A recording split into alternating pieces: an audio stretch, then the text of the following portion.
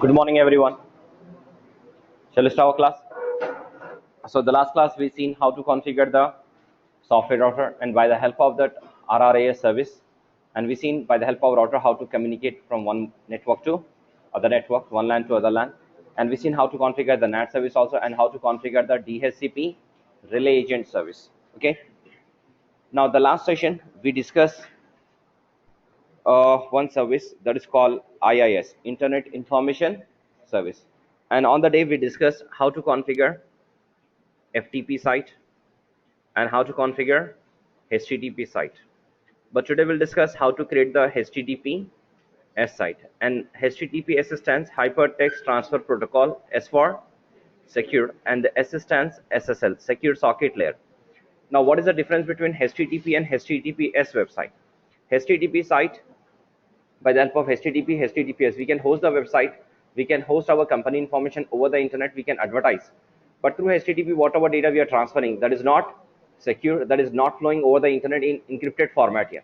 But through HTTPS, when you're transferring the data, so your data will flow over the internet in encrypted format there. So example here, I want to make this machine as a FTP server, sorry, HTTP web server. So to configure this machine as a web server, we require IIS service. By the help of IIS service, you can make this machine as a web server. And I'm hosting one website here by the name of example zoom.com, and the IP of my server is example 10.0.0.2 here. Okay.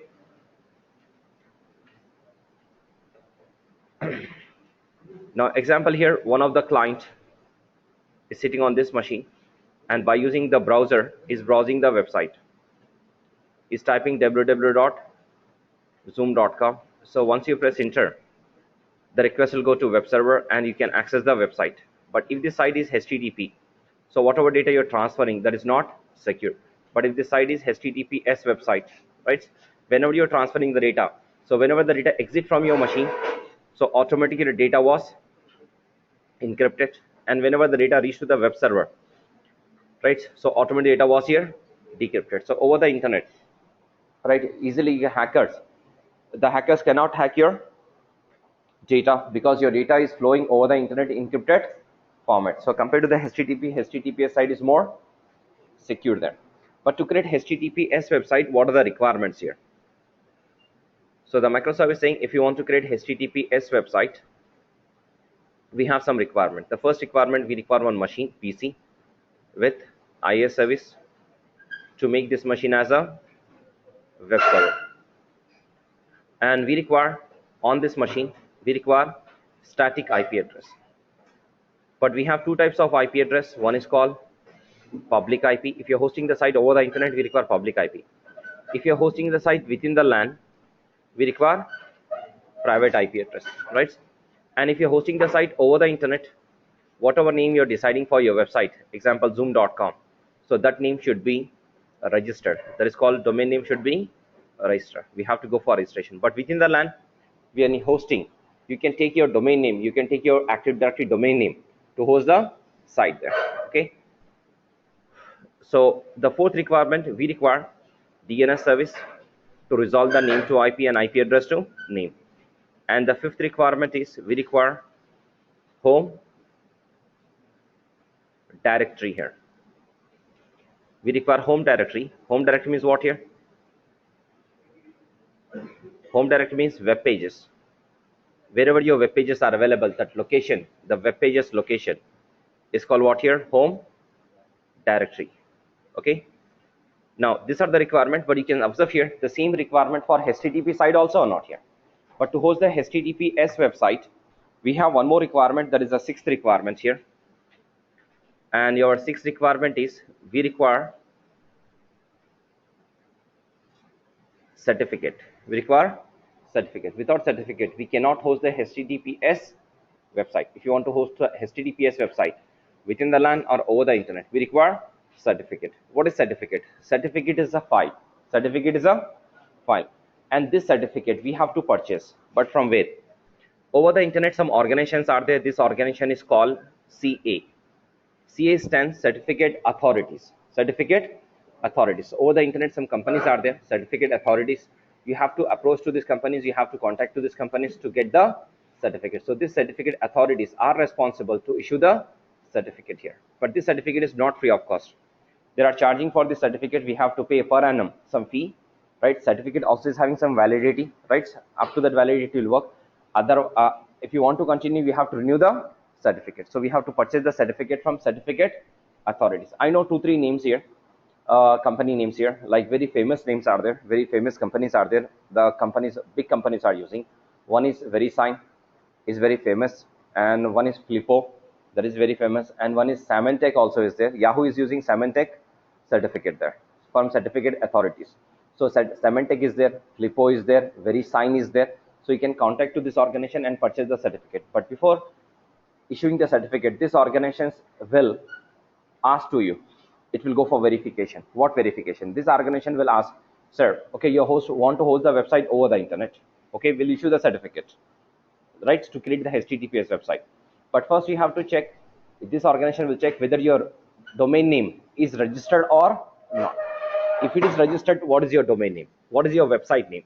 So example, my website name is what here, zoom.com here, right? My website name is zoom.com. So it will check whether this name is registered or not. And the second thing, it will check whether you are the owner of this name or not here, right? It will check whether you are owner of this name or not, right? And it will check what type of business you want to do by the help of this HTTPS website. Maybe you're using for banking purpose, you're using for eBay website, or you're using for your business purpose to transfer the files and applications here, right? If these companies are satisfied after verification is done, then this company, this organization, certificate organization will issue one certificate to you.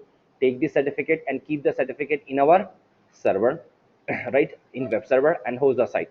And whatever the file name is there, right, whatever the file name is there, extension of this file is .cer, right? File name is anything, but extension is what, .cr. Whenever you find .cr extension, so you can say this is a certificate file here. But here we have two types of certificates. One is public certificate, which we have to purchase from certificate authorities, that is called public certificate, okay? But for public certificate is used for to host the site within the LAN or over the internet. You can allow the user to access by using public certificate, and this public certificate we have to purchase from certificate authorities. And we have one more certificate, that is called private certificate.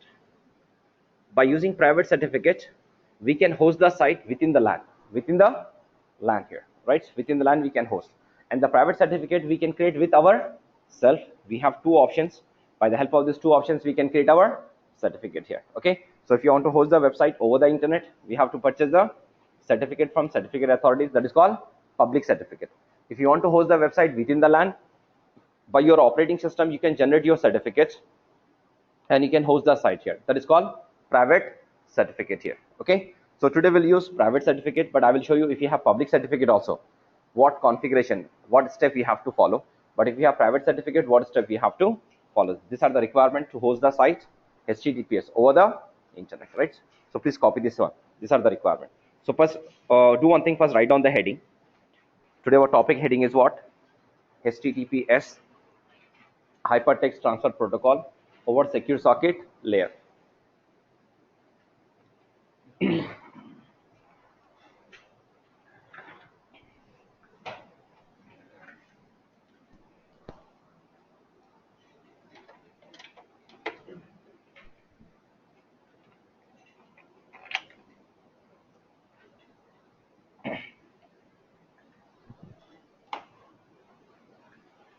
Now see this one in the slide, what is written here? Is written here, HTTPS encrypt and decrypt the information between the client browser and the web server by using secure socket layer service here, okay? And this certificate also is called SSL certificate. SSL transactions are encrypted between the client and web server. This is usually used 40 to 128 bit encryption, and if the bit is higher, the number is higher, then more you have transaction is encrypted, more security you have, more secure you can say, okay? So please copy this slide.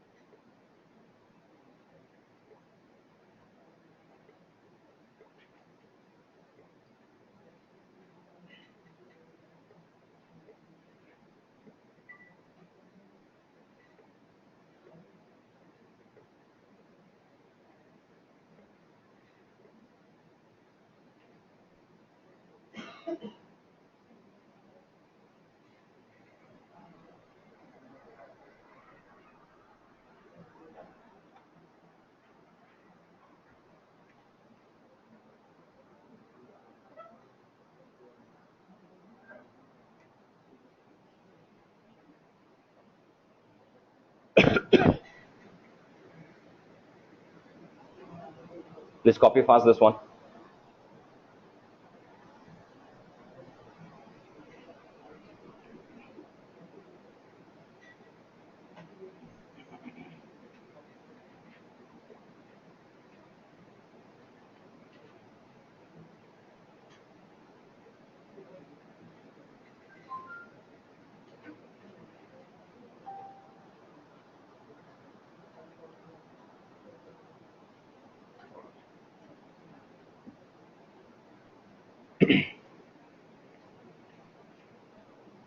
It's done, finished. Now please write down requirements. Please copy the slide. These are the requirements to create the HTTPS website.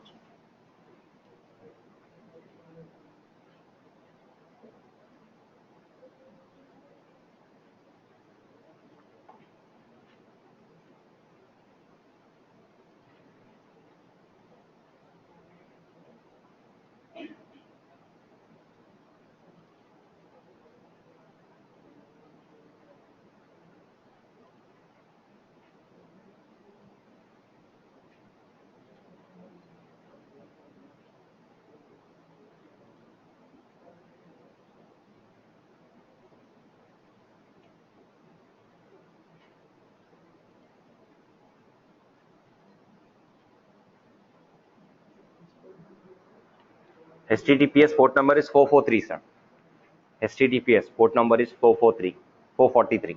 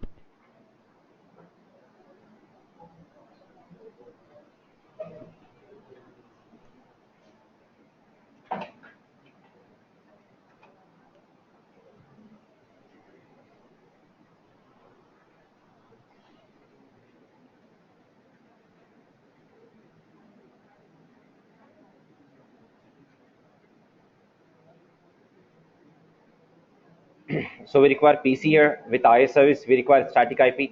If you're hosting the site over the internet, we require public IP. If you're hosting the site within the LAN, we require private IP.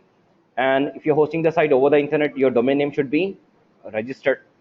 Otherwise, if you're hosting the site within the LAN, it will take your DC domain name, right, for hosting the site.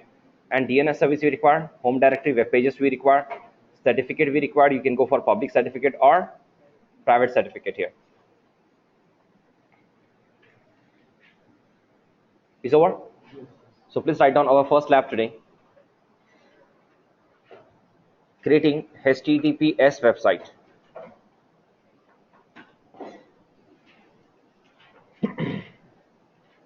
Creating HTTPS website. So please write down the first point. In system1 server, login as an administrator.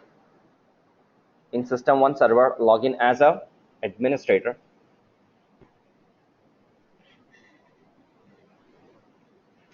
The next point, write down, install the IIS service, Internet Information Service.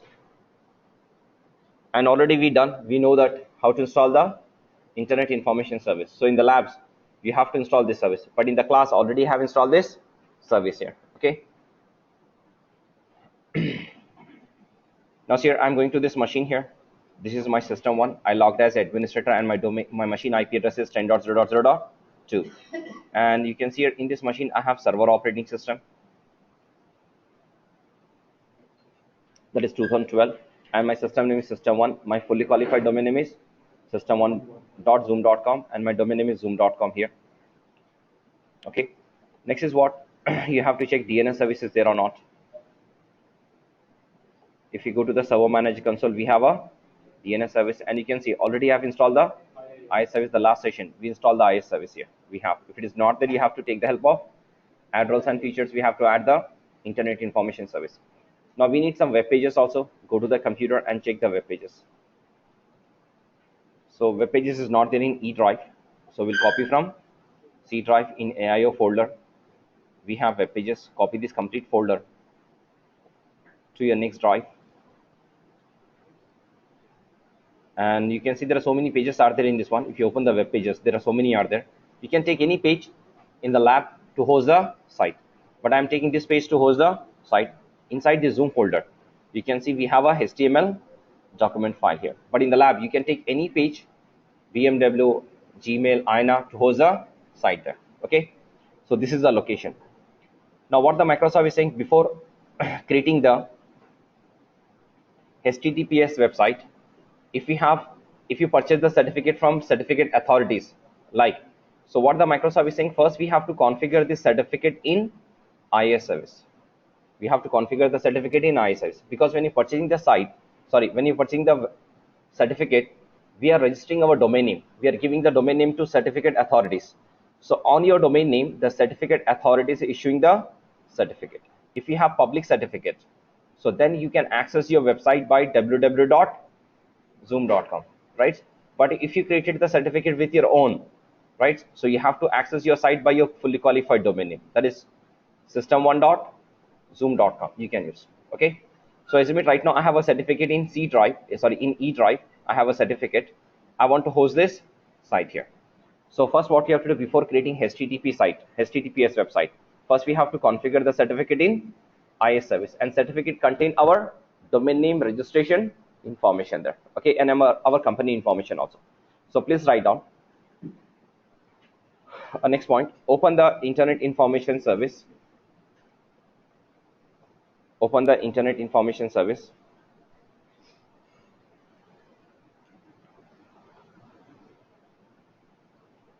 And please, this practical you have to do in your DC only, because we are not having a public certificate. We are creating our certificate with our own there. Okay, so you can see the last class what we have done, we expand the system name,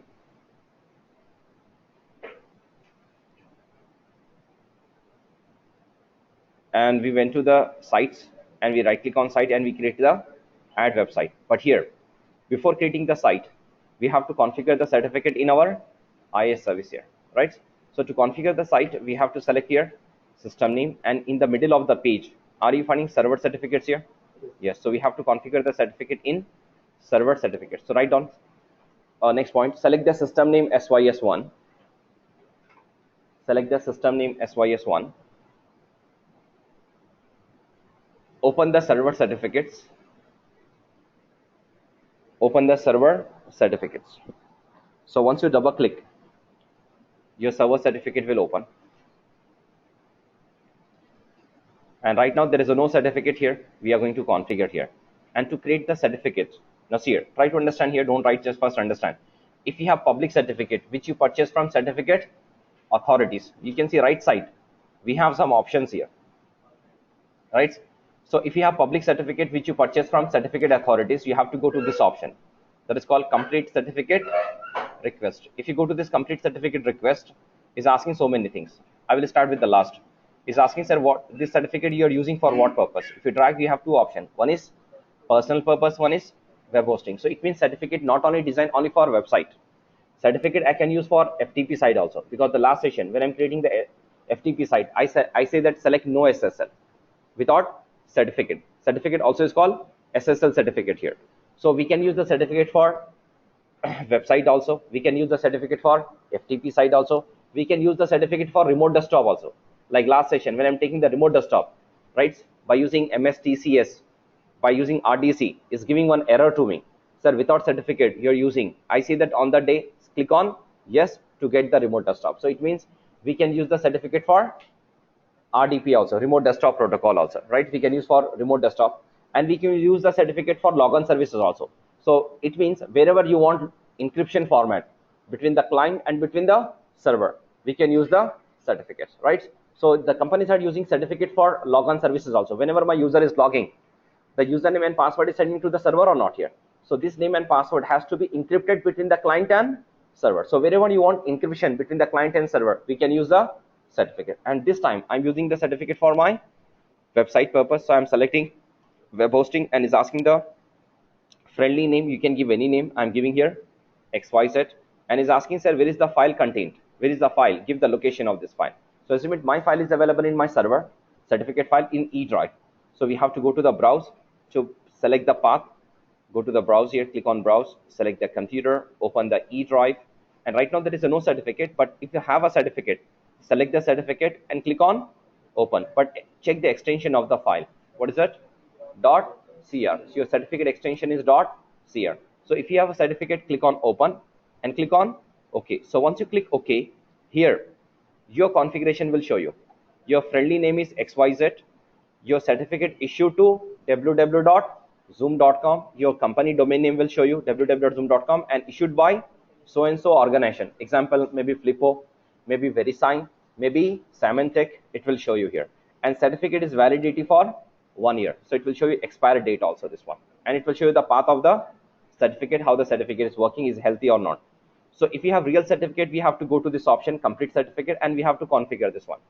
But right now I'm not having real certificate. I'm not having public certificate, which I purchased from certificate authorities. I want to create the certificate with my server by using my server. So Microsoft is saying you can create the certificate for yourself, right? But it will take your domain name. It will take your fully qualified domain name for registration. So now tell me, what is my fully qualified domain name here? You can see here that system1.zoom.com. Maybe in the lab, your fully qualified domain name is different that it will use here. Now, if you want to set it, if you want to generate a certificate with yourself, so then Microsoft is saying you have one option here that is called self-signed certificate. So within the LAN, if you want to host the HTTPS website, so we require certificate and we can go for self-signed certificate. Self-signed certificate means what? By using my operating system, I'm creating one certificate here. Okay, but remember here, hosting the site with self-signed certificate, hosting the site with complete certificate request, both are same here. But here difference is what?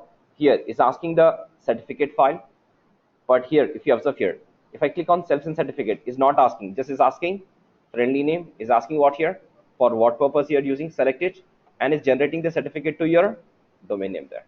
Okay, so, but remaining method, configuration, hosting the site is same here. So please write down our next line. Click on create self-signed certificate. Click on create self-signed certificate.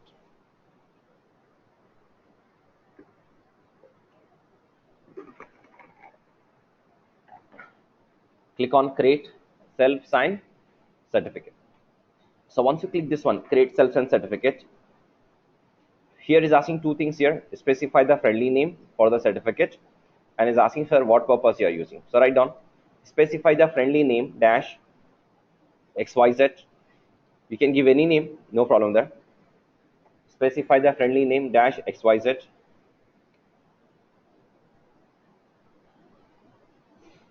The write down, select web hosting. Next line, select web hosting.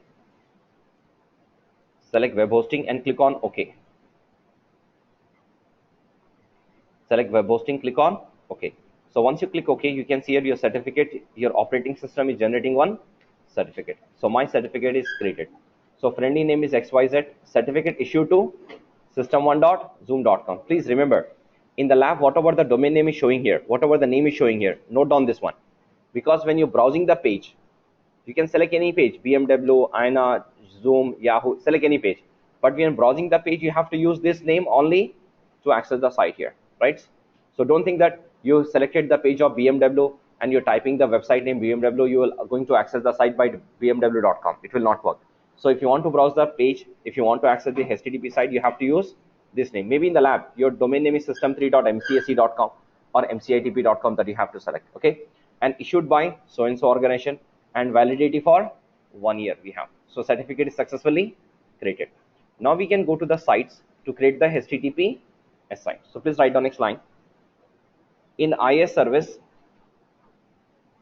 right click on sites and click on add website.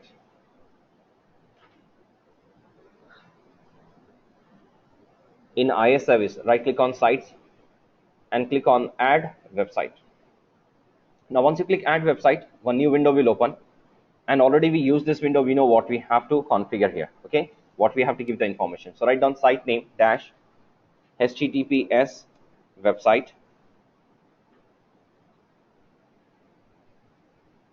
site name dash https website,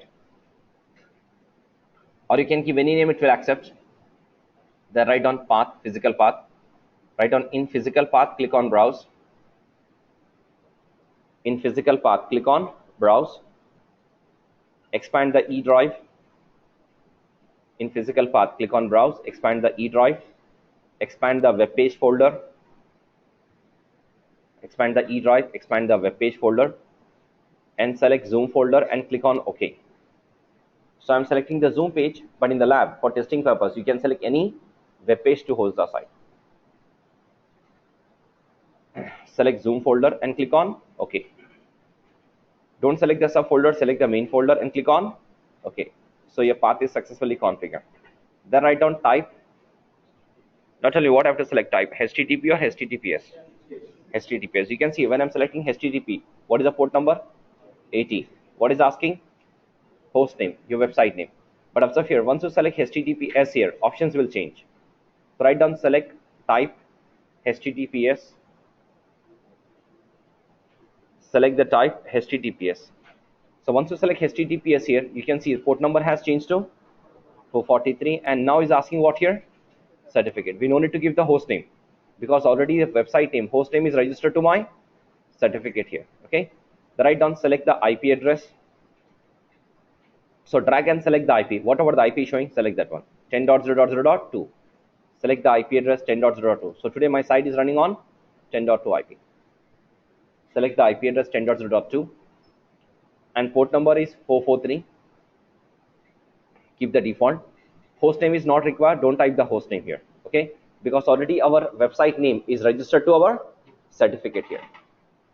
Then write down next line. Select the SSL certificate. Select the SSL certificate. You can see here. If I drag this option, are you finding your certificate which you created here? Yeah, in the down you can find XYZ. So write down select the certificate. Select the SSL certificate dash XYZ.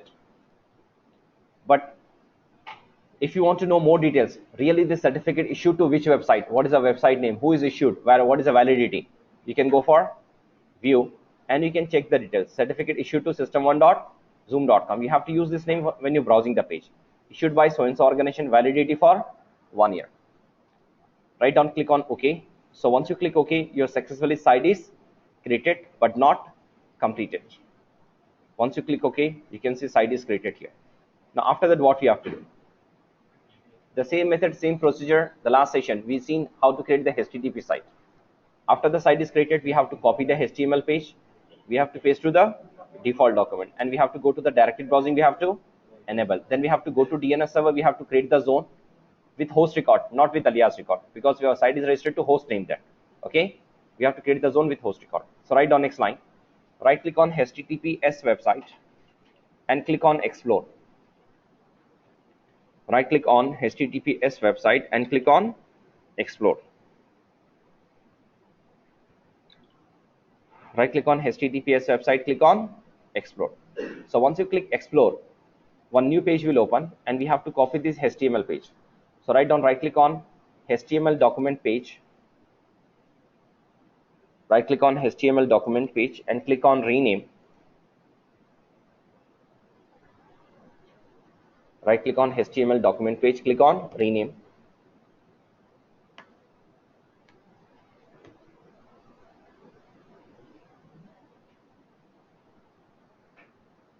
Right click on HTML document page, click on rename. Again right click on HTML page and click on copy. Again right click on HTML page and click on copy. Again right click on HTML page, click on copy. So once you click copy, your page is copied. We have to close this window. Then write the next line. Select the HTTPS website. Select the HTTPS website. Open the default documents. select the HTTPS website, open the default document. Once you double click, it will open the default document. Then after that we have to add the page here, and how to add? By using this add option. So right down click on add, right click and paste, click on add, right click and paste. Then write down after the name add the extension .htm. After the name add the extension .htm. After the name add the extension .htm and click on OK. So once you click OK, your successfully page is added here. Then write down next line, select HTTPS website. Select HTTPS website, open the directory browsing. Select HTTPS website, open the directory browsing. Once you double click, directory browsing will open. Then write down click on enable. Open the directory browsing and click on enable. Now once you click enable, you can see your site is successfully configured. Okay. Now next what we have to do, we have to go to the DNS service. We have to create the zone, right, by the name zoom.com, and in that we have to create only host record, because our site is registered to system1.zoom.com, but our site is registered to www.zoom.com. Then we have to create host and alias record. So please write down next line, open the DNS service. Open the DNS service.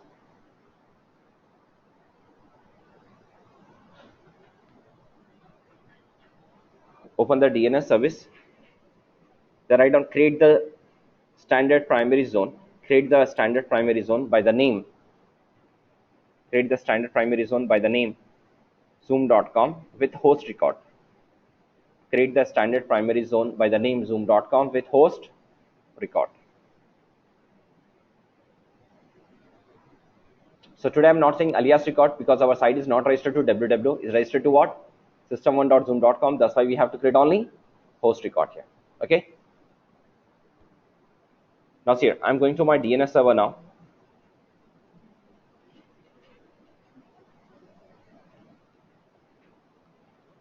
Now first tell me, our site is registered to our domain name or not here.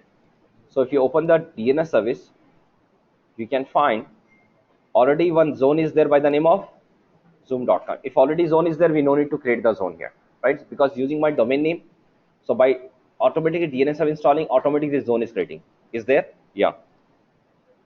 Then open this zone and check host record is there or not. Are you finding host record also? Yes, we have host record also. So it means we no need to create the zone, we no need to create the host record, because it's using our domain name for registration here. Okay. But if it is not there, you have to create it. Now can we browse? Yes, right. So please write down verification.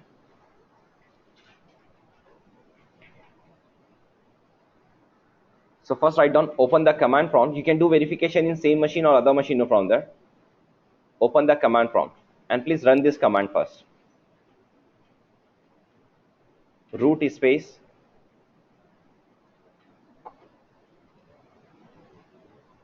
just 1 minute please. Here space is not there, so we have to open the command prompt. We have to type what here?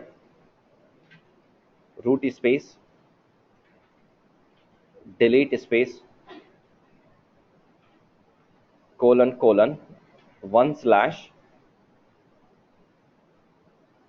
128, press enter.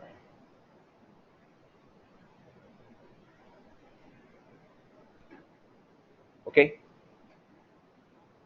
The next write down, open the IE browser and type this one, https :/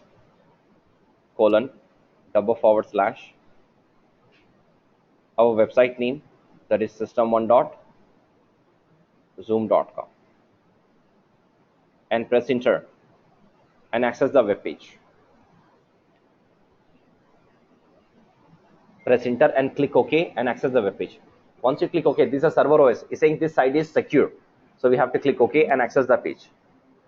Press enter, click OK and access the web page.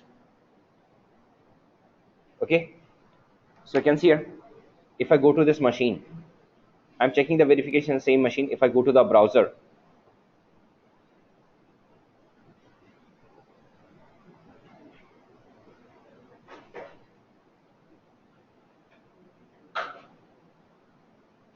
so if I open the browser, what I have to type here? https:// the system1.zoom.com. Now see here, once you press enter, it's giving this page is secure set, right? Yes, click OK. Now once you click OK here, you can see the pages is asking to add this page. Yeah, click on add, add this address, click close. But you can see here, I'm getting one error here. I'm browsing the page, everything is okay, but I'm getting error. Error is what here? This page cannot be displayed. Now tell me, where is the problem? If I'm getting this error, already I have explained this error, already I have given the answer to you. Sir, if you're facing this error, so this is a troubleshooting, this is the answer. So please tell me, assume you went to the interview and the person is asking this question. Sir, when I'm browsing the page, I'm getting this error. So please tell me, where is the problem? I have to check where. We have to check DNS server. That is correct. If I'm getting this error, so it means my DNS server is not resolving the name to IP address. So how to know whether the DNS is resolving the name to IP or not? By using pinging command. Okay, what we have to ping? Our domain name. So we have to go to the command prompt and type here what? Ping space your website name, fully qualified domain name. That is what? system1.zoom.com. Now tell me, once I press enter, I have to get the reply from 10.0.0.2 or not here, because my site is right, my website is created to 10.0.2 IP. Okay, check whether you're getting the reply from 10.0.2 IP or not. Are you getting reply? Yes, we are getting reply, but we are getting reply from 10.0.2. No, we are getting reply from : 1: so it means we are getting reply from IPv6. : 1: means what? IPv6. So my DNS server is thinking this site is hosted on IPv6, not IPv4 here, right? But this site is hosted on IPv4 or not. So what we have to do, we have to disable the IPv6. First check whether the IPv6 feature is disabled here in the command in the graphically or not here. So you can see here, my IPv6 is what here? Unchecked. But still I'm getting error or not here. So then to remove this error, to avoid this error, we have to run this command in command prompt. What is the command? Root space delete space : 1:1/128. So we are telling to DNS server, right, is not running on IPv6. Actual : 1:1 means is a loopback address of IPv6. So we have to disable this one. So we have to run this command. So what command? Root space delete space : 1/1/128. IPv6 is 128 bit. Okay.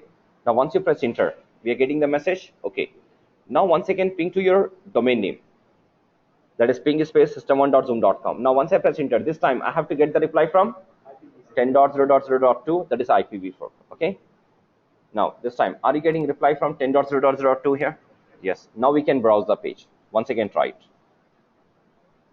Now open the browser. Now type here https://system1.zoom.com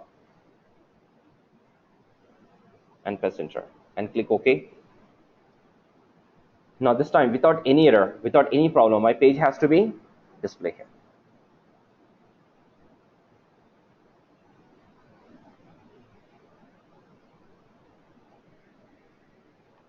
Now it's asking once again add this address, right? So click on add in the browser page, click close. Now here my site is successfully accessing. Okay, and you can see here, are you finding HTTPS also is supporting here? Yes, without any error I'm getting this one. And you can see here, are you finding one lock symbol also here? So this lock symbol is indicating this site is secure. But you can go to this log, you can check the details also. Go to this log, go to this view, and you can check your certificates. Are you finding your certificate details or not? But remember here, always the lock symbol is not in this place. The places will change. Sometime it will show in the down. Sometime nowadays it is showing before HTTPS, because this is a feature of browser, maybe Google Chrome you're using or using Firefox you're using, that is a feature. But wherever you find this lock symbol and HTTPS, you can say this side is more secure and we can do the transactions. And whenever you're transferring the data, that is more secure, this one. Okay, any doubt? So when you type in s1.zoom.com, will Yes. it automatically redirect to the HTTPS or you have to create the redirection that way? No, automatically, sir. Automatically. Automatically, right? Because the site is hosted on HTTPS, sir. And please, this practical in the lab, you have to do only in DC, because we are using the self-send certificate is using our domain name for registration. But if you have public certificate, registered name, domain name is registered, and if you have public certificate, you can access from, you can configure to any machine and you can access from any machine there. So this is one topic we have finished here, HTTPS. Now come to the next topic today. Write down the heading: remote access service. In short, you can say RAS service or RAS server also.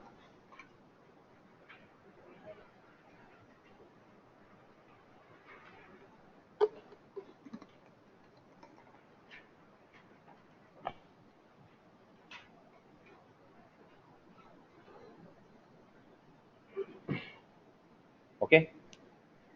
Now, what is the use of RAS service? To understand this RAS service, we have to understand one small topic here, right? The last session topic we have to understand. What is the last session we have discussed? We discussed remote desktop service. Remote desktop service or routing. Routing. The last class we discussed about routing. Now, what is the use of routing?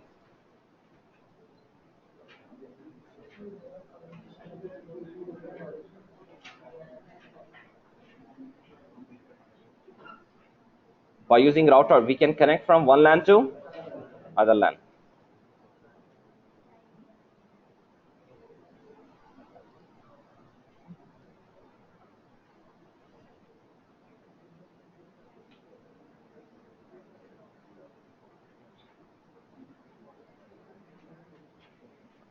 Okay, the last class we discussed about routing service.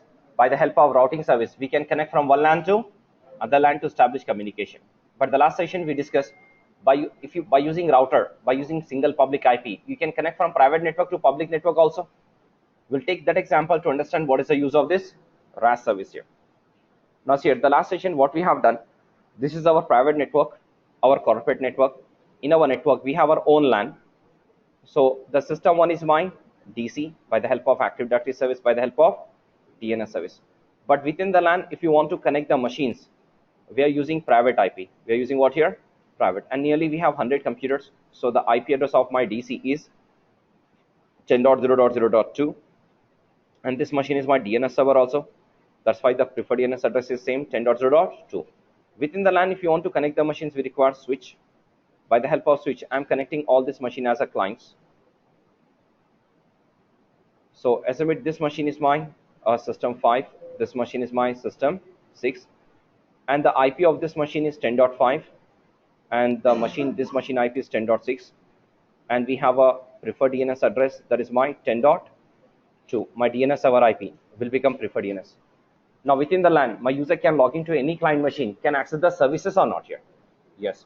But estimate one day what I have done as administrator, I enable my DC, my domain controller remote desktop service. I enable the remote desktop service. But tell me, on my DC, I'm using private IP address or public IP address? I'm using private IP address. So within the LAN, by sitting on any machine, can I access remote desktop of 10.2 machine or not here? Yes, we can access. There is no restriction. But if you want to access the remote desktop service over the internet, so on this machine we require public IP. We require what here? Public IP. But right now, on this machine I'm not having public IP. But as the administrator, one day, I'm not coming to my office, but I'm sitting in my home. And in my home, I have one computer, right? This is my home laptop PC, right? And from this PC, I want to take 10.2 machine remote desktop. So I'm going to the RDC. I'm requesting to 10.0.0.2. I'm typing my administrator name and my domain name. and password. So my question is what now from home PC, can we take remote desktop of 10.2 machine or not? Yes or no? Yes, we can take. But when on 10.2 machine we have public IP, but right now on 10.2 machine we have public IP or private IP? We have private IP. Can we take remote desktop? No, it's not possible. But the last session what we have done, we made one PC as a router, right? Please, if you have any question, please ask to me. Don't discuss in the class. So we made this system two machine as a what? Router by using RRA, sorry, RRA service, not IA service here. Sorry. By using our RRA service, we made this machine as a router. And on router, we require two NAC cards or not here. One is connected to our local network. We have private IP that is 10.0.1. And one is connected to the ISP network that is called ISP internet, you can say. And here we have a public internet line and we have a public IP which we purchased from ISP. We connected this one. Okay. So now the last class, what we have done, we configure the router, and by using this single public IP, can we allow all these 100 users to access internet or not here? Yes, by using NAT service. And what is the job of NAT? First job, translating the private request to public, public to private. And the next is what? Is acting as a firewall service. Means the 10 dot network can access public network, but public people, maybe known, unknown, or hacker who is sitting over the internet, that user cannot access your private network here. Okay. But as an administrator, I am known user, and today I am sitting on my home PC. In my home PC also I have internet line. I have normal internet line here. Now what I'm doing, I'm going to my home PC. I'm going to RDC. I'm typing 10.0.2. I'm typing my admin name and password. I'm trying to take the remote desktop of my 10.2, which is present in my local network here. So not on me. Now, as an administrator, by sitting on my home, can I take 10.2 machine remote desktop? Yes or no? How is possible? The request will come to first router, but on router we have what? NAT service. So not only NAT will allow to you to come inside to take the remote desktop.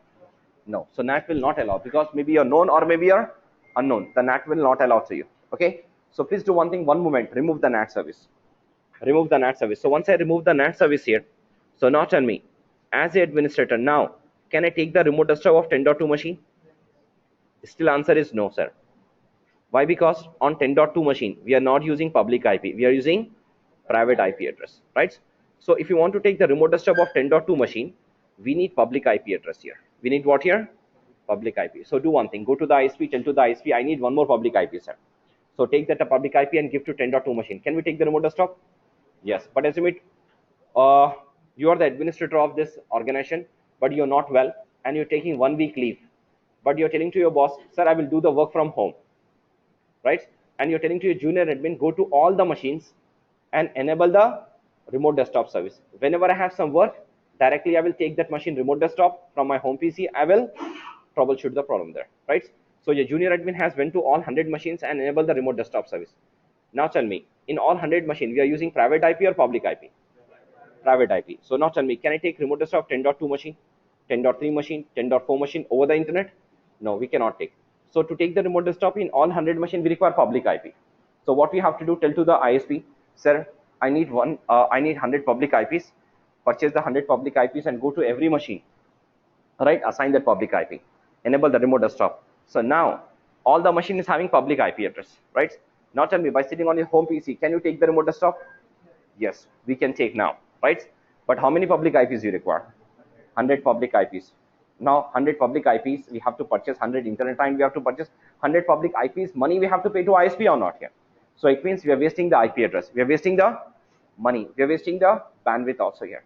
So what the Microsoft is saying, the last class we seen router, by using NAT, we are allowing the private user to access public network. We are allowing private user to access public, but this side is reverse here now. So now my known users, I want to allow only known users, not to the unknown people, not to the hackers, to come inside to access my private network. So right now my known user, maybe administrator or maybe user, is sitting over the internet, I want to allow that user to come inside to my private network to access the resources by using one public IP, So that's why the Microsoft is saying, then you have to take the help of RAS server, take the help of RAS server. If your users, maybe admin or users, domain users, are sitting over the internet, and you want to allow securely that user should to connect to the private network to access the private network resources over the internet. So then we require RAS service here. So what is the job of router? The router is used for to connect from one LAN to other LAN, and by using router, by using NAT, we can allow the private user to connect to the public network, right? But here, by using RAS, what we are doing, our domain users, our known users are sitting over the internet, right, outside the network, and I want to allow that user securely should connect to my private network to access the resources here. So this time we need RAS server here. So I'm making this system to as a RAS server, but on RAS server we require two interfaces. One is private, one is public. On public interface we have public IP address, that is 11.0.2. Now by using this RAS service, we can make this machine as a RAS server. We can make this machine as a RAS server. So now once you configure the RAS server on this public IP on 11.0.1, so now, right, your administrator is sitting outside the network. Now tell to the admin, first you have to send your name and password to your RAS server. First you have to send the name and password to RAS server. So what the RAS server will do? By using this public IP, with the request is coming to RAS server, and the RAS server will send the request to DC to confirm the name and password, whether this user name and password is correct or not. Not only name and password, the RAS server also will confirm this person, this user is having authorization or not here to connect over the internet to private network. So the DC will confirm the authentication and authorization. Then the DC will give the request back to the RAS server to your client, your home PC. Now successfully the session is established. Now you can take the remote desktop of 10.2 machine. But tell me, 10.2 is a private IP or public IP? It's a private. Can we take the remote desktop now? Yes. So like this, can we take the remote desktop of 10.5 machine? Yes. Can I take the remote desktop of 10.6 machine? Yes. Can I access my private FTP site? Yes. HTTP site, HTTPS site? Yes, we can access. So it means by using RAS server, the users are sitting over the internet. By using RAS server, maybe administrator or user securely can connect to the private network to access the private network resources. Nowadays, you can see here, the companies are providing the feature, work from home, Saturday, Sunday, we are not going to office, but we are working from home or not here. But first what we have to do, we have to connect to the private network or not here, our office network. How we are connecting? By using this RAS server. And you can see real time, we are using this RAS service in our life also. Daily in our life, when you're accessing internet, we are using this one. Like example, real example is what? If you go back 5 years back or 10 years back, if you purchase the internet line from ISP, what the ISP person is doing is coming to your home. The ISP executive is coming to your home, is giving internet line, right? And is saying, sir, is assigning the IP and is saying, sir, please open the browser, access the page. We can access. But nowadays you can see, once you open the internet line, once you open the machine, once you open the browser, once you type any website name, it is not allowing to you to access the page here, right? First, what is asking once you open the internet line is asking your username and password or not here. So we have to type our username and password, and this username and password is sending to the ISP RAS server, and ISP RAS server will check your account, your name, your password. If your name and password everything is okay, the request is coming back to your PC and you're getting the message successfully is connected. So now can we access our internet or not here, right? And after the job is done on internet, can we disconnect the internet line? Yes, we can disconnect. So that's why this is called what here? RAS server. By using RAS server over the internet, we are connecting to the private network. Only the secured users, domain user, authorized user can connect to access the private network resources over the internet here, right? So now tell me, in the real time, as admin, when you're working for your organization, we require this service or not here? Yes, so all the organizations are using this service nowadays. So please write down one point there. Please write down one point. By using RAS server, administrator or user, by using RAS server, administrator or user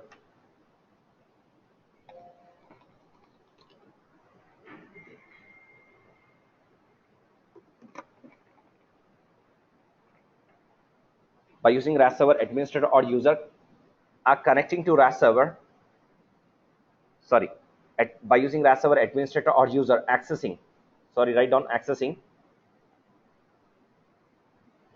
private network resources.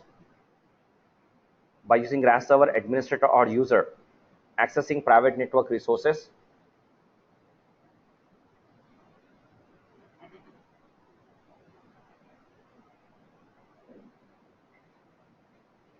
and connecting to the private network, and connecting to the private network, and connecting to the private network, connecting to the private network,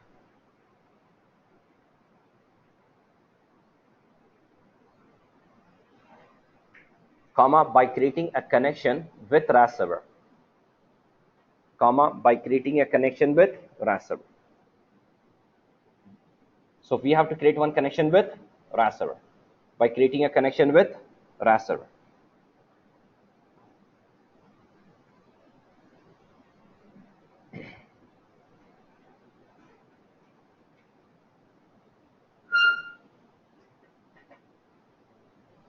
Okay, so what we are doing by using RAS server, administrator or user are connecting to the private network to access the private network resources, but we have to create one connection with RAS server here. But how to create the connection with RAS server?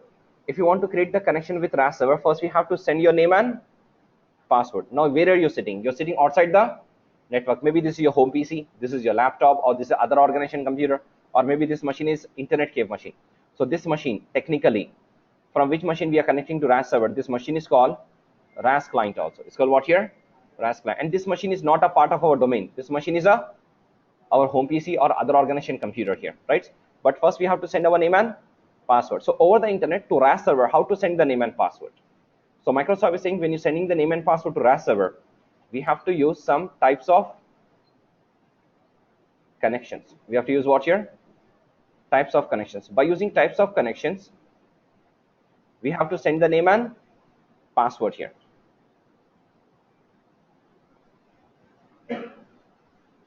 Okay. So we have some types of connections. By the help of these types of connections, we have to send the name and password to RAS server. Okay. So what are the types of connections we have? So the first one we have dial-up connection, and the second one we have internet connection. This internet connection also is called VPN connection here. That is virtual private network. So we have two types of connections. One is dial-up connection and one is a internet connection. Internet connection also is called VPN, virtual private network. But as a bit over the internet, the user is sitting and the user is requesting to admin, sir, how to connect to my private network, sir, from my home PC. So tell to the user, send your name and password.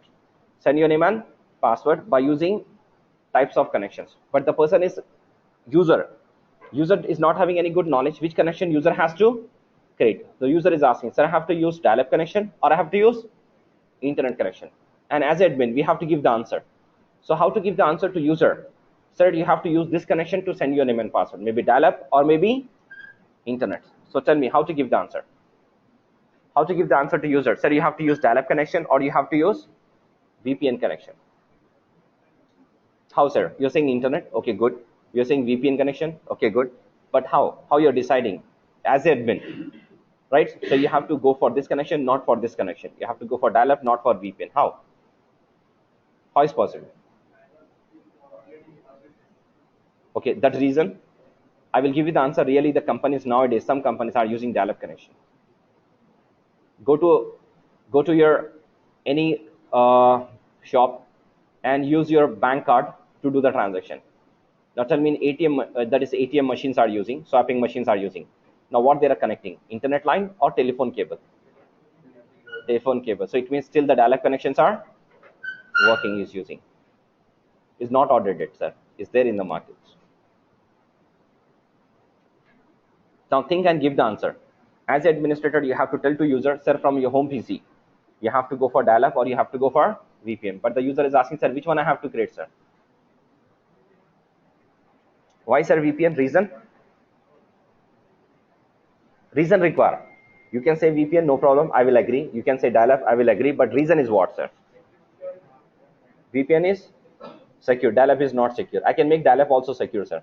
Okay, it's not secure, but I can make dial-up as a secure. Option is available. VPN is faster than dial-up, that's why we are going for dial-up. Or VPN is faster than dial-up, that's why we're going for VPN. That is the reason. See here, how to decide? We have to go for VPN or we have to go for dial-up. So as administrator, you have to decide by using RAS server internet line. By using RAS server. On RAS server, what type of internet line we are using? By seeing that, we have to decide and tell to the users that you have to use this type of connection, right? Now tell me, right now on my RAS server, I'm using what type of internet line? I am using internet line from ISP. That is called broadband connection with public IP. If on RAS server, if I'm using internet line with broadband connection, right, with fiber connection, with public IP. So tell to the client, sir, on your client machine to send your name and password, you have to create a VPN connection. You have to create what here? VPN. Because when you're sending your name and password through VPN, the first request is coming to RAS server. To which interface? 11.1 or 10.1? 11.1. So now tell me, this 11.1 is a public IP or private IP? Public IP. Through public IP, we are connecting to RAS server or not? To connect to private network. So the VPNs are working on public IP. So tell to the user, when you're creating VPN connection, use this IP address, that is 11.0.1 is a public IP of your RAS server. And by using this IP, send your name and password. So request will come to RAS server will send the request to DC. DC will confirm the name and password, authentication, authorization, back to the RAS server to your client. The session is established. Then you can transfer your data from RAS client to your private network. You can access. Okay. So on RAS server, if I'm using internet line from ISP with broadband connection with public IP, we have to use what here? On RAS client, we have to create which connection? VPN connection. But when we have to go for dial-up connection, try to understand. So assume this is my private network here. This is my DC.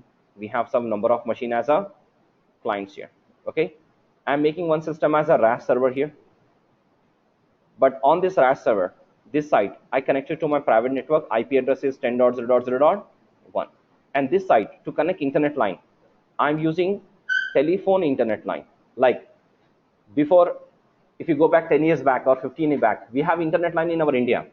But we are not having internet line through broadband connections. We have internet line through telephone line. So when you want internet line, you have to contact to telephone provider, right? Telephone provider will give what? Phone. And phone is having what? IP address or number? Phone number 2331. And phone is connected to modem. And modem is connected to my PC on COM1 port. NAC card is not there. On COM1 port we have to connect, right? So this is administrator is sitting on home PC here now. And this home PC also is connected to phone, and phone number is 2771, and phone is connected to modem, and modem is connected to my COM1 port here.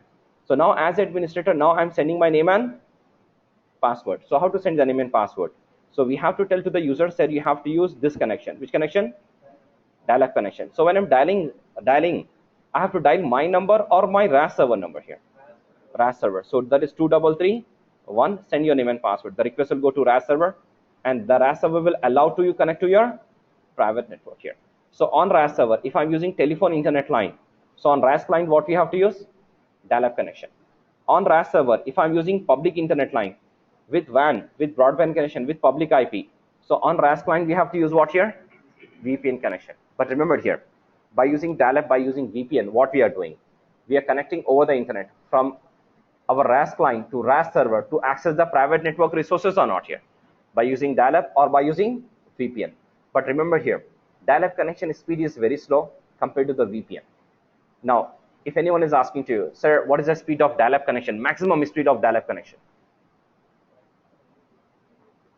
In interview, if you completed CCNA session, you have a good knowledge of this one.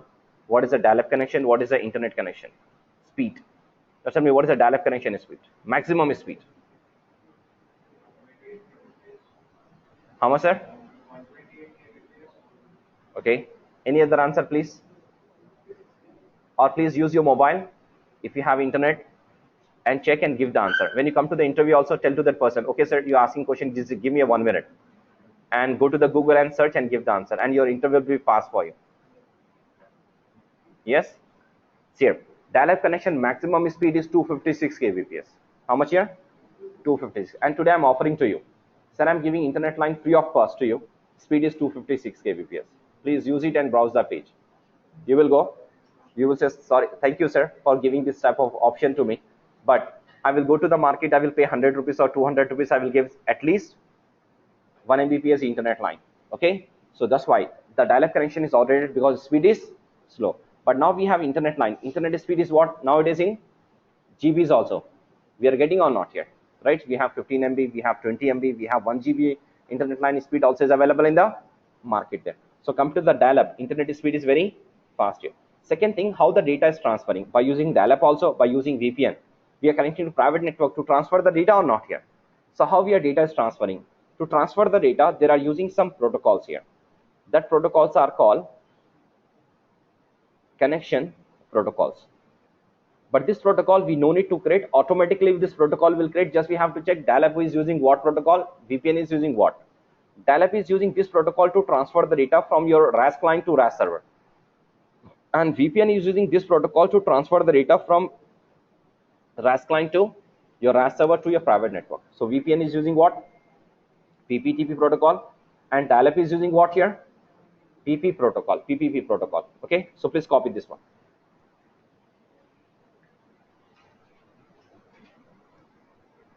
And this protocol we have to check, we no need to create this one.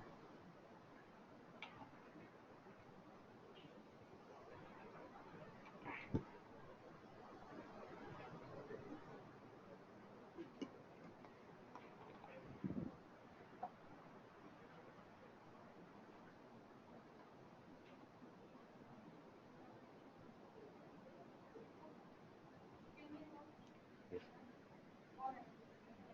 yes, you can take now. Good morning, everyone. We have a small announcement. On Sunday, we are having a workshop on cybersecurity. So, those are interested, please get registered online. The link is been provided in the notice board. Please get registered Sunday morning, 8 o'clock Zoom. It's a 2 hour session. Thank you.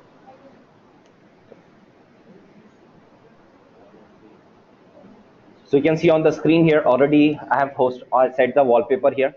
Sunday we have a workshop for cyber security. That is the 15th April, and that is 8 a.m.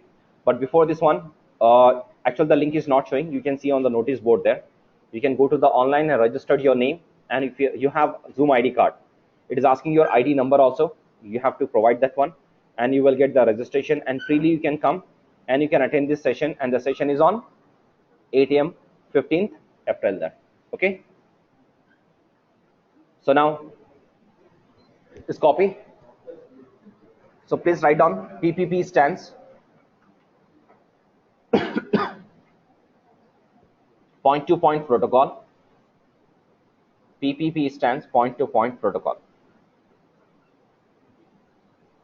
PPP stands point to point protocol. Then write down PPTP stands point to point tunneling protocol. You can say tunnel, or you can say tunneling. Point to point tunneling protocol. Point to point tunneling protocol. Now here, please tell me what is the general meaning of tunnel? What is tunnel actually? It's a big pipe. That is called tunnel here. So assume it between you and me, we have one big pipe.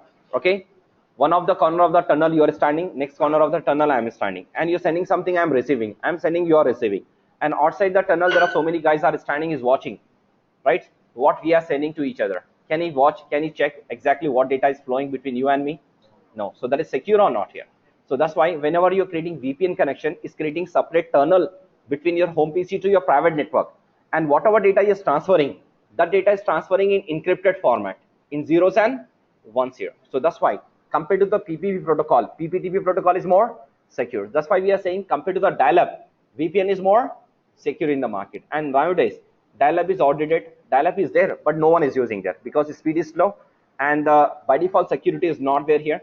That's why the companies are going for VPN, because the speed is faster internet line, and VPN automatically is creating one tunneling protocol between the client and between the private network to transfer the data there. Okay, but this dial-up connection and VPN connection is a permanent connection or temporary connection here? Is a temporary. Why temporary? Because whenever you're sending your name and password through VPN, is sending the request to RAS server, is connecting to network, then transfer your data, right? And after your job is done, can we disconnect the internet line or not here? Now once you disconnect, you cannot access your private network. So that's why it's called temporary secure connection here. Okay, and you can see in the slide what is Microsoft is saying here. The Microsoft is saying VPN extends the private network across shared or public network such as internet here. So over the internet, the user setting is connecting private network to access. Now try to understand by the help of this diagram, we'll understand how the VPN is working. Try to understand, don't copy this one. Now this is your private network here. We have number of machines here and you are the administrator, and we have nearly 100 computers. And all these machines are running on private IP address. We have some servers, we have some clients here. And we are making one system as a VPN server, and the VPN server, our RAS server also is called what here? VPN server. And we have two interfaces. One is private and one is public, which is connected to the ISP. And I am an administrator of this network, but today I'm sitting on my home PC. And as the administrator, today I want to connect to my private network. So I'm sending my name and password. So when I'm sending my name and password, so first we have to connect to the VPN server, RAS server or not here. So I'm sending the name and password to RAS server. So what the RAS server will do? Directly it will not allow to admin to connect to the private network. So first it will go for authentication and authorization for this client. Okay. So RAS server is holding the line, is going for authentication authorization for DC. Now what the DC will do? After authentication authorization is done, the DC will provide one IP address to this client. Now see here, one secure session is creating between these two, between your home PC and between this one. Already we have one physical IP here. Already we have one physical IP to my machine, which is given by ISP. But we require one logical IP here. We require one logical IP here. And who is giving this logical IP here? DHCP server. And this IP is temporary IP. Remember here, whenever the session is disconnected, automatically this IP is going to remove. Whenever the session is there, IP is there. When the session is removed, IP will be removed. Now once you provided the IP address, now your secure session is connected. Now you can transfer your data, right? So you can, over the internet, you can access your DC, you can access your clients, we connected. But after your job is done, you can disconnect. So this is a VPN is working, RAS server is working. Okay, just please write down this point there, then we'll go for a lab.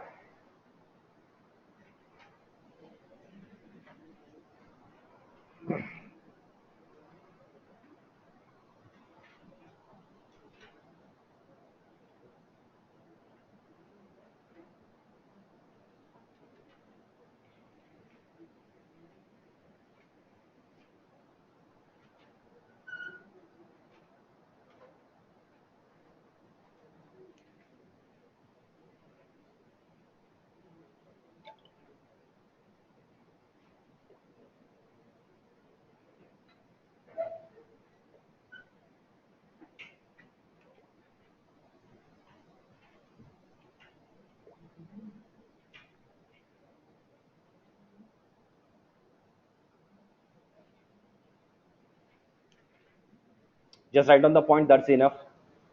We'll take our own diagram for this practical.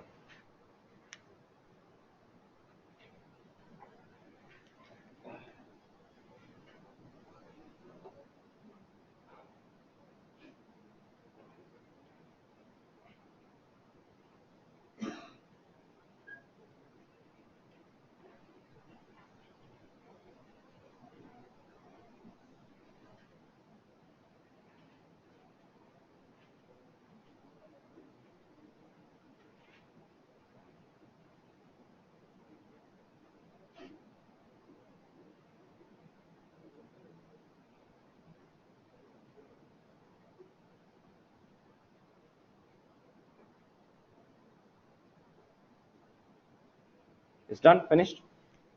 Now for this practical, we require 3 machines in the labs. So please write down the lab setup here. We'll make our setup. So we require 3 machines. The system 1 and system 2 is on our network in our organization.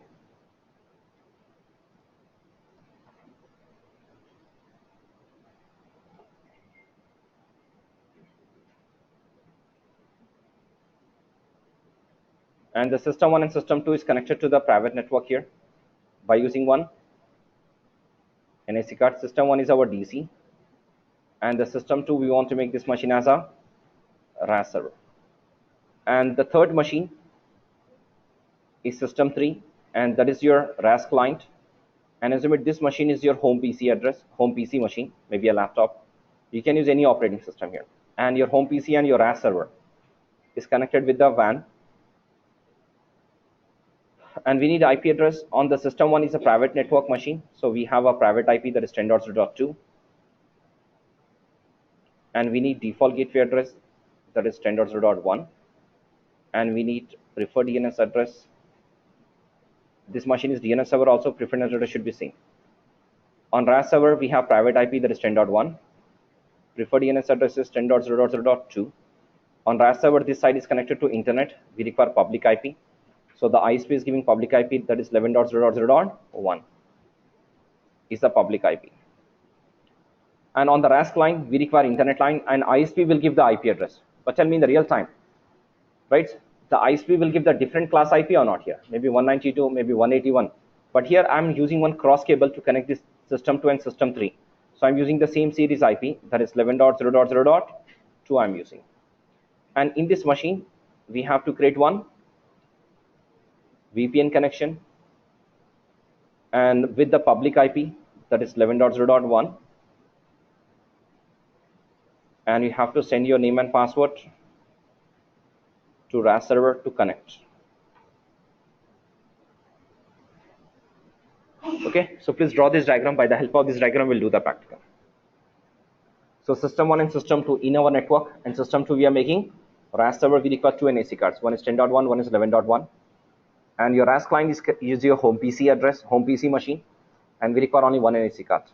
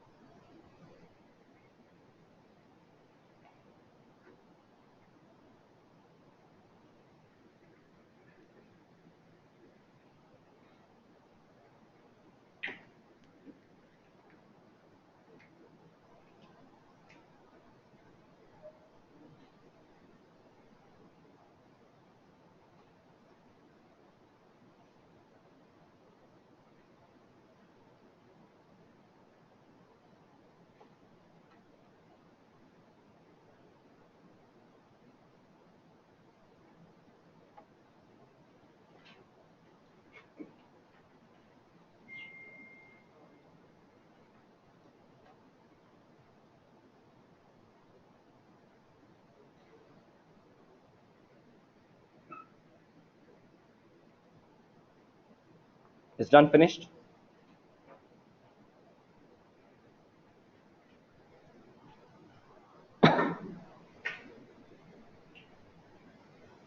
Okay, now see here. I have 3 machines here today. You can see in the down. The system 1 is my DC, the IP is 10.0.2, and second machine is my RAS server. I have 2 NAC cards here. One is 10.1, one is a 11.1, which is connected to the ISP network. And this is my home PC example. You can use any operating system in this machine, and that is my RAS client. And this machine is outside the network here. So first I will go to the system 1. So you can see this machine is my system 1. I have server operating system. This is my domain, zoom.com. In this machine, how many NAC cards we require? Only one, which is connected to my switch, that is IP is 10.2, preference 10.2, default gateway is 10.0.1. Now go to the next machine, that is my system 2. And remember here, in system 2 is a RAS server, and this machine should be a part of our domain, and we have to log in as a domain administrator. So if I right click on computer icon, if I go to the properties, this machine is having 2012 server operating system, and this machine is system 2 and is working under domain of zoom.com is the member server, and I have to log in as a domain admin. And in this machine, how many NAC cards we require? 2 NAC cards. One is 10.1, which is connected to my private network. One is 11.1, that is a public IP which I purchased from ISP, is connected to ISP internet here. Okay. Now next, this is my home PC. You can use any operating system here. I'm saying this is a RAS client. And this machine you can see here, this is a system 3. You can use any OS, but right now this machine is what here? Workgroup is not a part of my domain here. Okay. Now this machine is connected to internet. this machine is connected to internet, only we require one NEC card. I have disabled the second one, is not required here. And this NEC card IP address you can see here, I have given 11.0.2. But remember here, in the real time, in your home PC, when you get internet line, you will get this series IP. No, the ISP will give their own series IP or not? Maybe 192, maybe 181, or maybe 128, like that it will give that. Okay, but I'm using cross cable, that's why I've given the same series IP. But in real time, you will get the different class IP address on your machine here. Okay, but you can see here, are you finding any VPN adapter here? No, we are going to create the VPN adapter here. Okay, right now there's no VPN adapter. Now tell me, from this RAS client, this home PC, if I ping to my domain network PC, that is my DC, if I from this machine, if I ping to 10.0.0.2, this machine is outside network. If I ping to 10.0.2, now tell me, I will get any reply? No, I will not get any reply here, because it's now not connected to my network. So that's why I'm getting what here? Transmit fail, general failure. We are not having any connectivity here. So now we are going to make the system to as a what here? RAS server. So what the microservicing, if you want to make this machine as a RAS server, we have to take the help of this service. That is what? RAS. By using RAS service, I can make a router. By using RAS service, I can make RAS server. Okay, so please write down. Our next lab today, configuring RAS server. Configuring RAS server.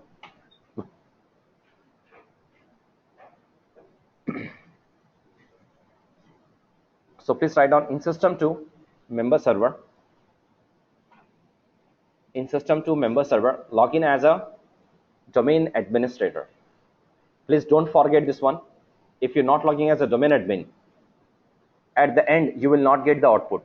Okay, so we have to log in as a domain administrator. In system to member server, login as a domain administrator. Okay, the write down next line, install the routing and remote access service. Install the routing and remote access service, that is RRA service. And we know the last session we have done this practical, how to install the routing and remote access service. But tell me, once you install the routing and remote access service, automatically this service will enable and configure, or we have to configure? We have to configure. Okay, so you can see now I'm going to my system to server, and if I go to the server manager console, you can see here we have the last session we already added the remote access service here, right? Now if you go to the start, you can find remote access service. But once you open the remote access service here,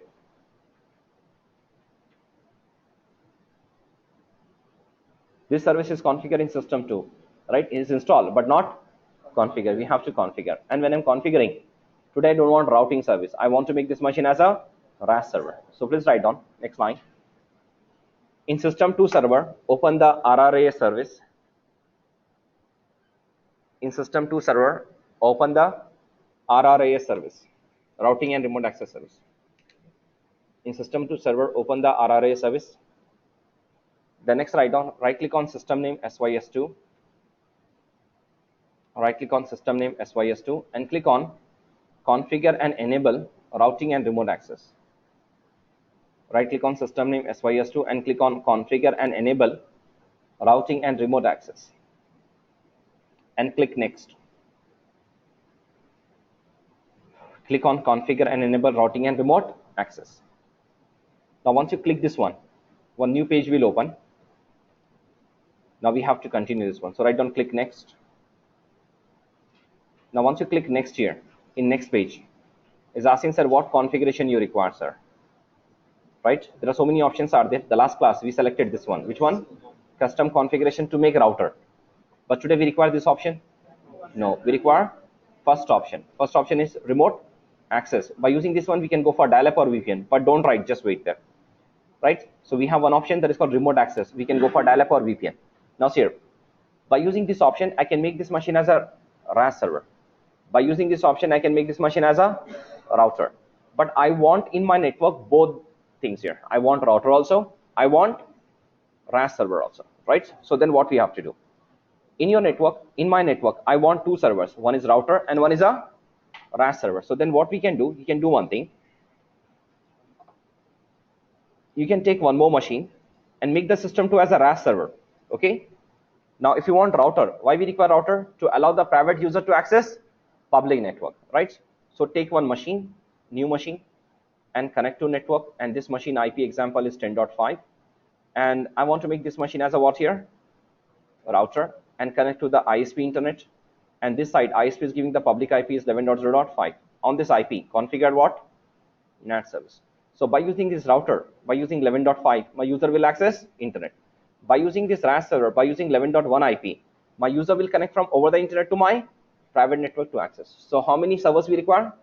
Two servers, one router, one RAS server. How many internet lines we require?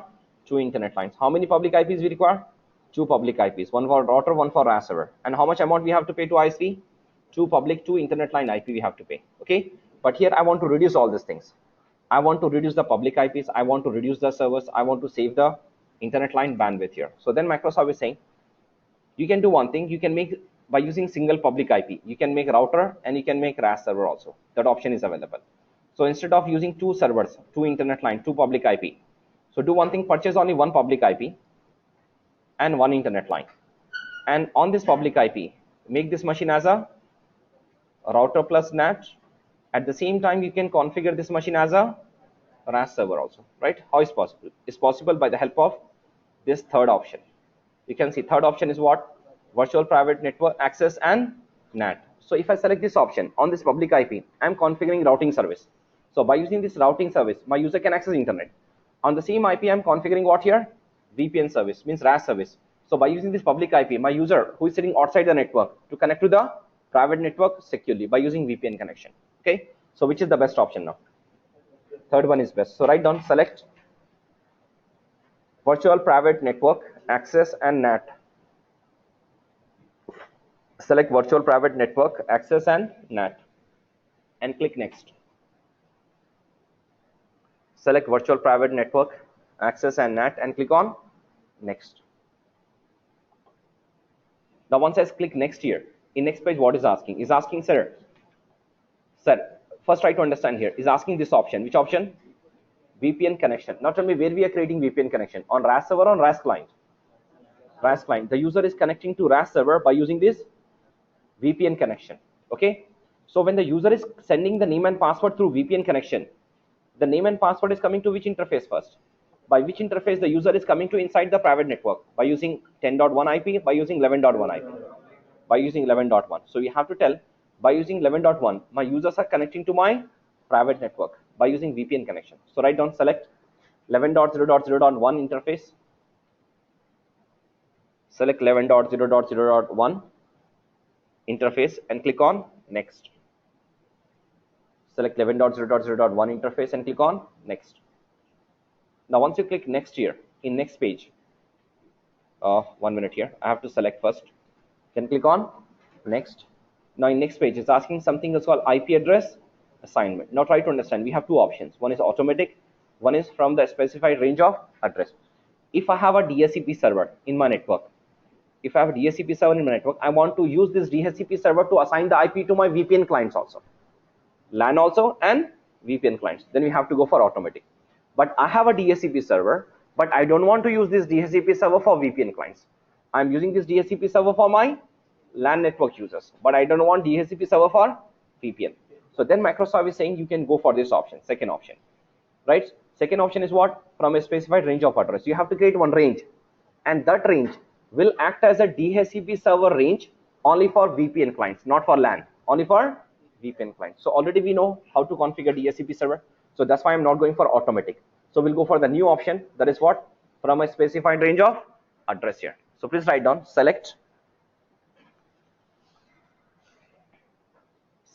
from a specified range of address and click next. Select from a specified range of address and click on next. Now once you click next here, in next page, observe here what is asking. In next page is asking address range assignment, is asking address range. Give the address range, right? That range will act as a DHCP range. How to give the range? By using new. So write down, click on new. Click on new. Now once you click new, it's asking two things. start IP address and end IP address. So write down start IP address 10.0.0.61 and end IP address 10.0.0.100. Start IP address 10.0.61 and end IP address 10.0.100 and click OK.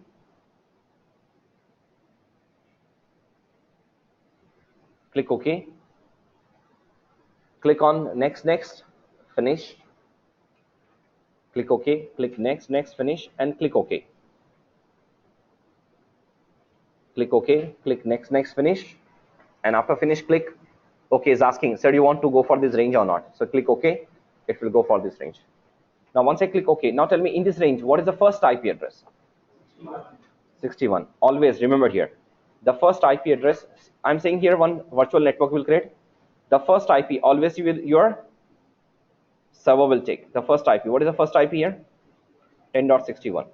The next IP address your client will take, that is 10.62 or 10.63 or 10.64, right?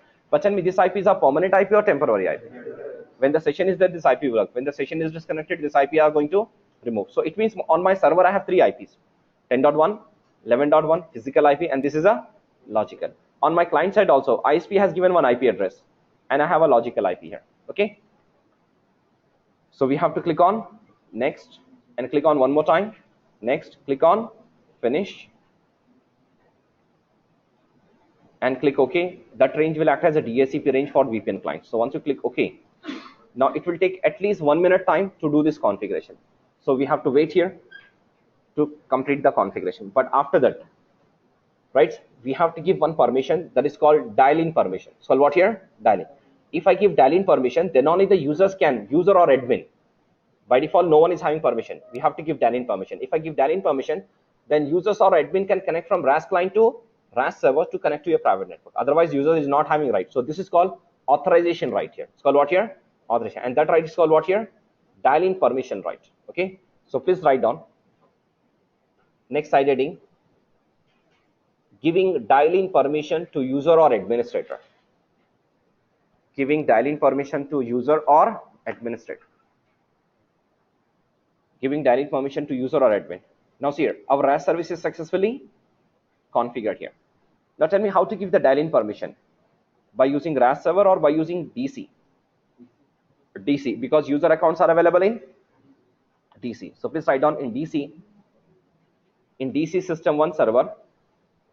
In DC system 1 server, open the ADUC console.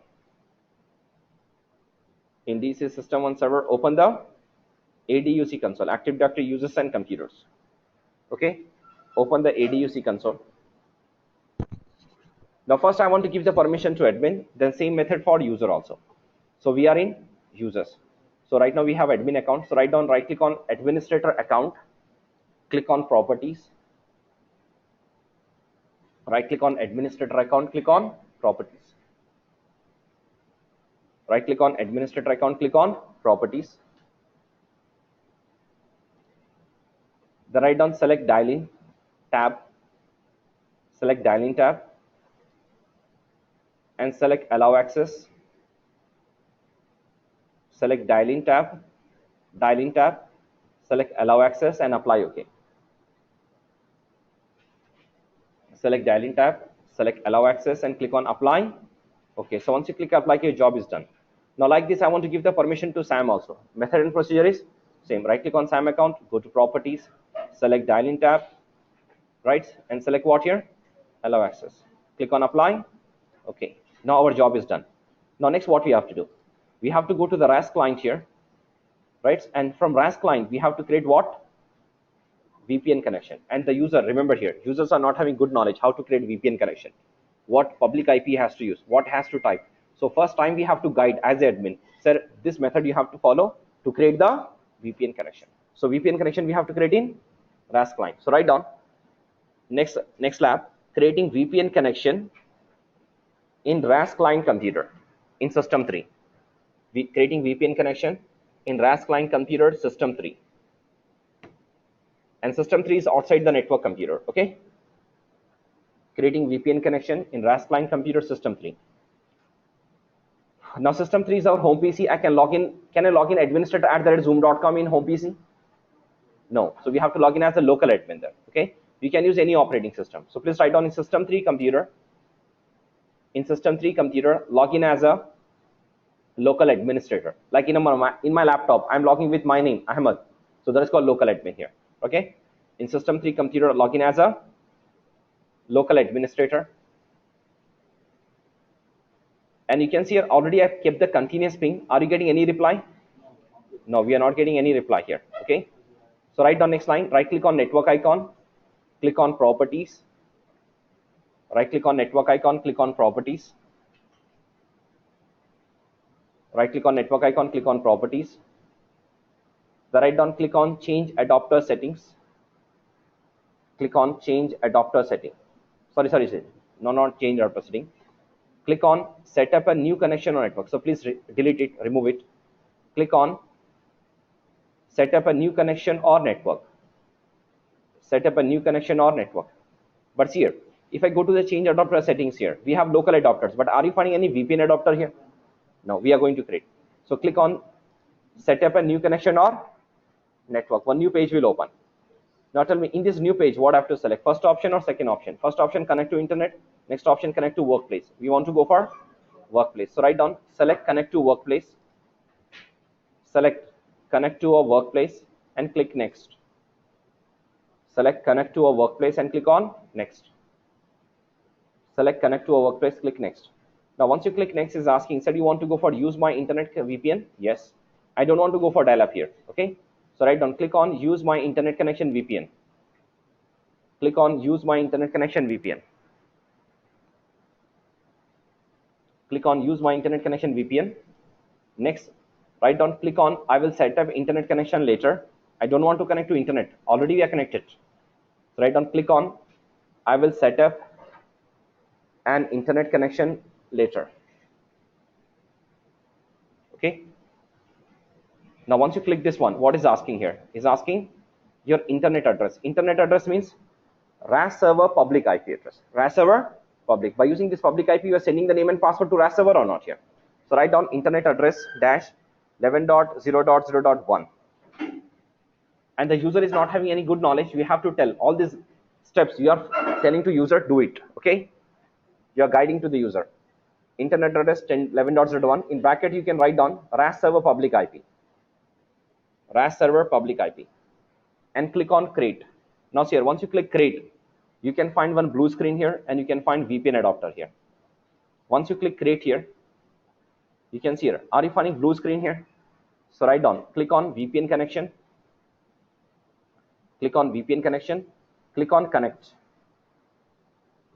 Click on VPN connection. Click on VPN connection.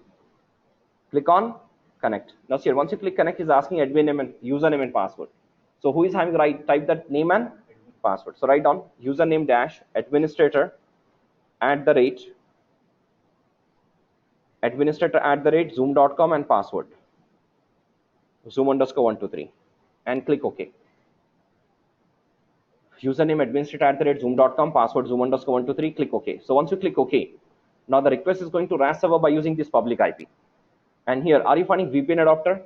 Once it's connected, it will become blue. Then you will get reply also, right? So please write down verification. From system 3 RAS client computer. From system 3 RAS client computer. Ping to private network computer 10.0.0.2. In bracket, write down ping 10.0.2. From system 3 RAS client computer, ping to private network computer. In bracket, write down ping space 10.0.0.2 and check the reply. Ping to private network computer. In brackets, write down ping space 10.0.2 and check the reply. Okay, you have to get the reply. And you can see here, once it's connected, already I have done, will get automatically, once it's connected, you will get the reply automatically here.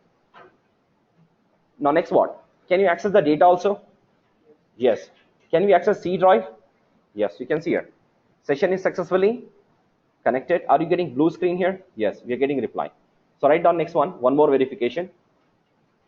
In system 3, open the run. In system 3, open the run. and type /10.0.0.2 C drive. If you have share folder, you can access share folder. I'm accessing the drive here. C dollar.